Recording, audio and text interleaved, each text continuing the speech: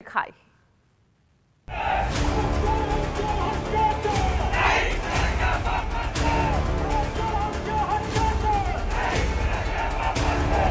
जालना से ओबीसी समाज के एल्गार, मराठा और ओबीसी समाज के बीच खिंच गई तलवार।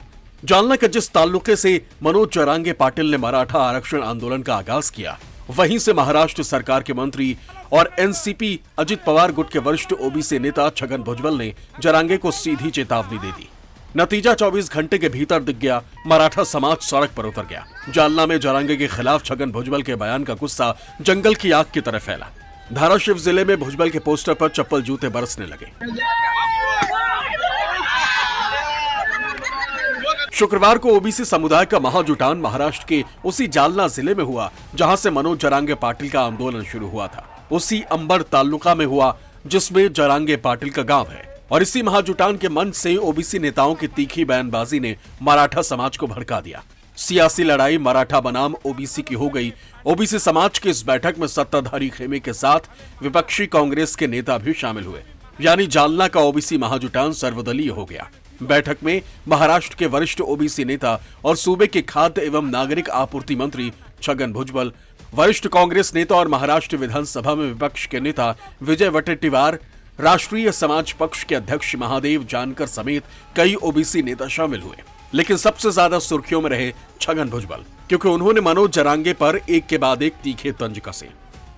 त्या छगन भुजबल 2 वर्ष बेसन भाकर खाऊन आला तुरुंगात, होय खाऊन आलो मी। छगन भुजबल दिवाळीत सुद्धा बेसन भाकर ठेचा आणि कांदा फोडून खातो, पण स्वकष्टाचं खातो। तुझ्यासारखं सासऱ्याच्या घरी तुकडे मोडत नाही। ओबीसी के इस महाजुटान के मंच से छगन भुजबल ने मंडल आयोग की उस सिफारिश का भी जिक्र किया जिसे केंद्र की वीपी सिंह सरकार ने लागू किया और ओबीसी को 27% आरक्षण मिलने का सपना साकार हुआ।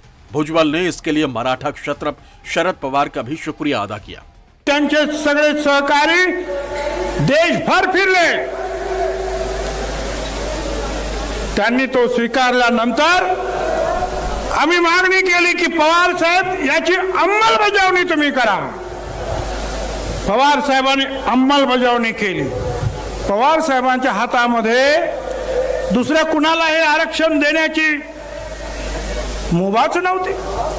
ओबीसीना आरक्षण द्या हे केंद्र सरकारने मान्य केलं, त्याची अंमलबजावणी त्यांनी केली। आज हे तुमचे जे आहेत नवीन। मनोज जरांगे का आंदोलन जालना के अंतरवाली सराती गांव से शुरू हुआ और शुक्रवार को ओबीसी समुदाय का जो महाजुटान हुआ वो अंतरवाली सरती गांव से महज 20 किलोमीटर ही दूर था। न्यूज 24 के मुताबिक इस बैठक में ओबीसी समुदाय ने सरकार से कई मांगे रखी। ओबीसी समुदाय की प्रमुख मांग यह है कि मराठा समुदाय को ओबीसी कैटेगरी में शामिल नहीं किया जाना चाहिए। बिहार के तर्ज पर राज्य में भी ओबीसी की जातिवार जनगणना कराई जाए। मराठा समाज को जारी किए गए फर्जी कुनबी प्रमाण पत्र रद्द किए जाएं। फर्जी पॉइंट लिस्ट तैयार करने वाले अधिकारियों पर कार्रवाई की जाए। कुनबी प्रमाण पत्र जारी करने के साथ सितंबर 2023 की जीआर रद्द की जाए। बंजारा समाज को एसटी वर्ग में शामिल कर प्रमाण पत्र वितरण किया जाए। धनगर समाज का एसटी आरक्षण लागू किया जाए।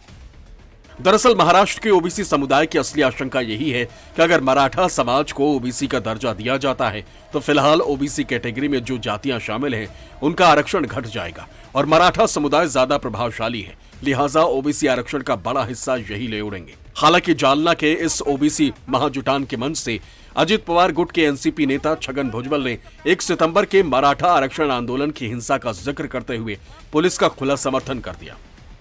पोलिसांचा लाठीचार्ज सगळ्यांनी पाहिला, पण 70 पोलीस 70 महिला पोलिसांसहित ऍडमिट झाले हॉस्पिटलमध्ये, दगडाचा मार खाऊन जखमी झाले। खूप महिला होत्या म्हणून त्यांना समजण्यासाठी महिला पोलीस आल्या तिथे, त्यांना पण आणलं आणि जसं त्याला त्यांनी विनंती केली, बाबा चला आता तुमची तब्येत फार वाईट आहे, आपण हॉस्पिटलमध्ये गेलं पाहिजे।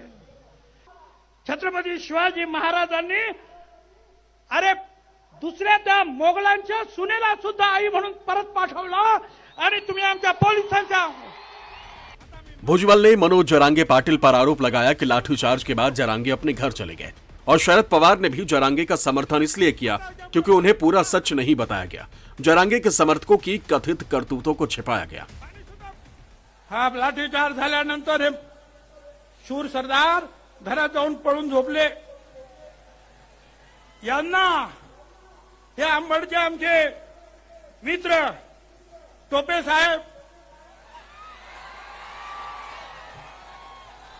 दुसरे आमचे मित्र रोहित पवार साहेब, त्यांना घरातून घेऊन आले 3 वाजता रात्री।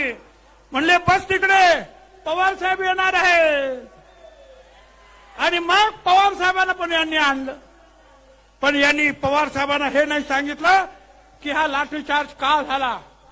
पवार साहेबांना आज सुद्धा आम्ही एक उत्कृष्ट जे आहे प्रशासक म्हणून समजतो।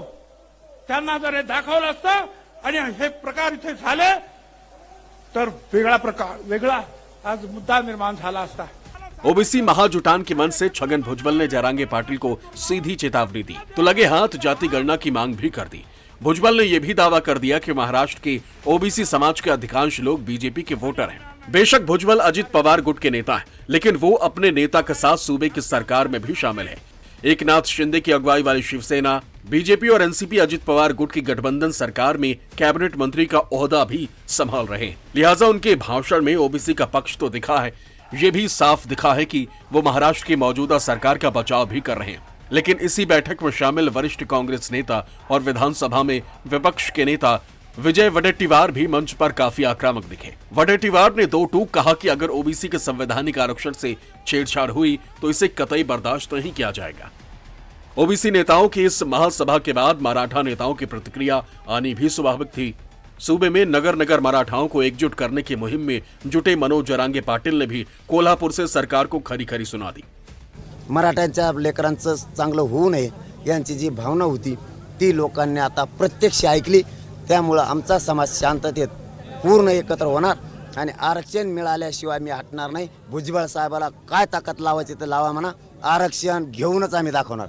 छत्रपति शिवाजी महाराज के वंशज संभाजी राजे ने भी छगन भुजबल पर महाराष्ट्र की सामाजिक सेहत को खराब करने का इल्जाम लगाया तो लगे हाथ उन्हें मंत्रिमंडल से बर्खास्त करने की भी मांग कर डाली। सोशल मीडिया पर अपने पोस्ट में उन्होंने लिखा कि साधारण ओबीसी भाई मराठाओं को आरक्षण देने के विरोध में नहीं है।